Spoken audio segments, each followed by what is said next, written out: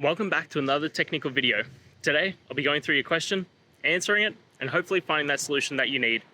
Guys, remember to stay just a little bit crazy, just like me, and hopefully find that resolution you're looking for. Now, let's continue on to the video.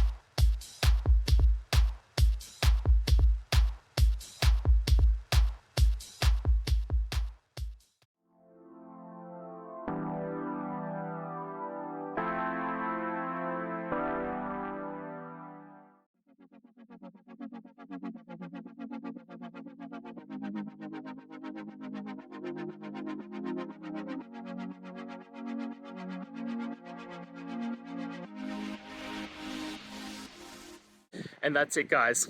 I hope we've gone through the question and found that solution you're looking for. And look, if we did, please hit subscribe. I'd really appreciate it. And until the next time you need technical help, I hope you have a good one. Cheers.